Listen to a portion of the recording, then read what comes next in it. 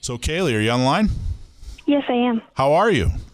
I'm good. How are you? Fantastic. I really appreciate you reaching out. I appreciate the article that you wrote. I thought it was fantastic. Thank you so much. What inspired you to reach out to us?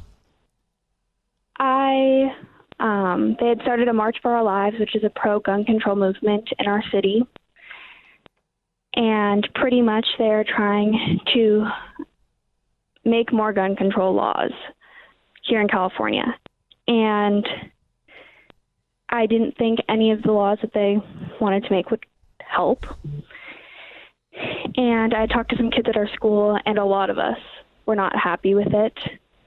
And so I really just wanted to get the story that not everyone is anti-gun who is in a shooting. Sure. Why don't tell us, you don't have to give us specifics, but whereabouts do you live? You're here in California. Yes. And you north or south? Santa Clarita. South, yeah. Just above LA. And what's the name of the high school? Saugus High School. And just tell us a little bit about what happened that day. So I had left my class, and at 7:38 a.m., a shooter opened fire. He had fired one shot. His gun had been jammed. He was able to fix the gun and fire off 5 more shots, killing 3 students, including himself, and injuring 3 others. And tell us a little bit about your experience that day. How did you find out what was going on, and what happened to you that day? I was standing with my friend, and we were talking, and I had heard the bang, but I didn't think much of it until people started running, and there was a whole bunch of screaming. So I started walking towards the sounds, and someone had stopped me and said that I had to leave. And so I turned to my friend, and he had grabbed me, and we had started running, and we found a girl, and she was covered in blood. And so my friends had grabbed her, and we all ran into a classroom to come to find out that she had been shot. And so we started doing first aid, and we've waited for what felt like hours for cops to arrive to help us out. And finally we had made it out, and she's doing okay. Fantastic. And you found out afterwards about the the situation, who the shooter was, and about the gun. The gun was he was using the gun illegally. The gun was obtained illegally, and you found out about it jamming after the fact. And I thought you made a very interesting point in your article that, hey, this could have been stopped right then and there. There was plenty of opportunity to stop this shooter, this murderer, but nobody had the tools to stop him. In this school, they'd made the tools to stop this murderer illegal in your school, and you made the point in the article about how appalled by that you were. Yeah. And you go ahead. Yeah, I'm sorry. Not only did the gun jam right after the first shot, so right after that first shot, it all could have been stopped. But he had also told friends standing nearby what was about to happen. So if one of them could have said something within the minute that it took them to grab the gun after telling them, then it might have been able to have been stopped before the first shot too. So what do you think some of the changes that you'd like to see? Tell us a little bit about some of the changes that you'd like to see, especially pertaining to schools and the ability to defend schools, that sort of thing. So I definitely want armed guards on campuses.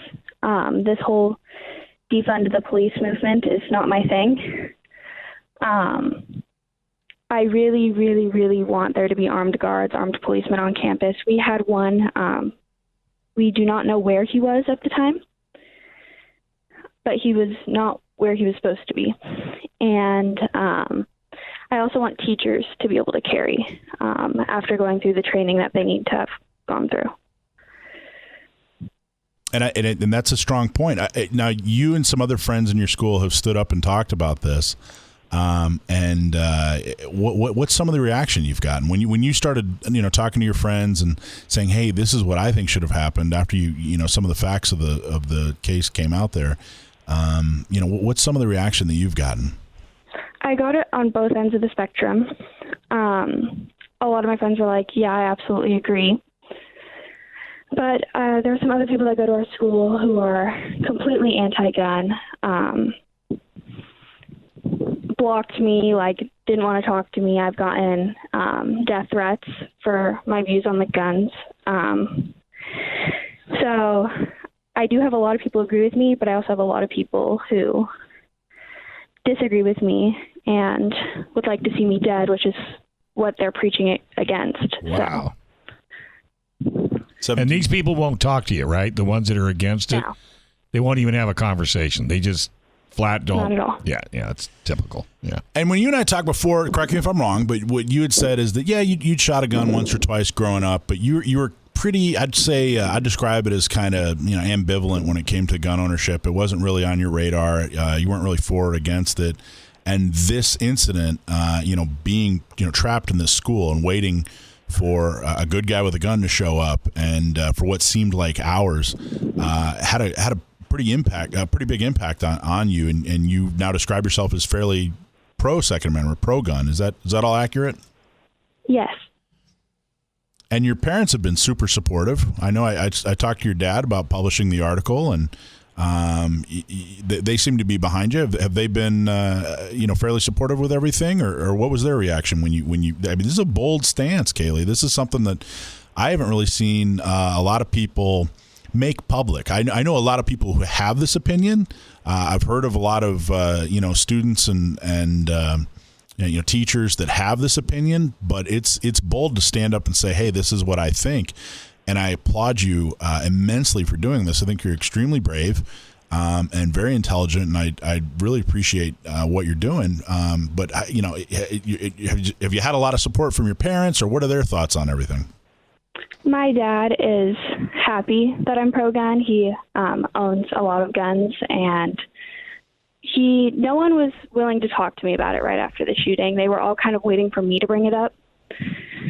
And so when I got all the facts, I went to my dad to get more information because he's like the gun person in our family. Mm-hmm.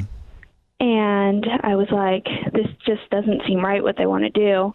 And he was really happy to hear that I didn't become anti-gun and want him to get rid of all his guns and stuff like that. Well, it's kind of like getting rid of all the fire extinguishers in the building. Yeah.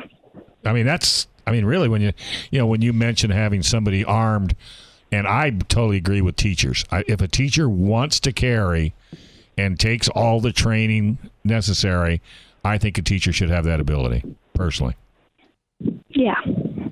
Wow. And you also, and you're not, this isn't your only focus. You're actually starting a not-for-profit. I know you said it was kind of sidelined by COVID, but you're starting a not-for-profit or an organization to try to get more counselors on campus, so that when there is a troubled student like that was at your school, that they can get the help they need, and that can get recognized and handled quickly, right? Do you want to talk a little bit about that?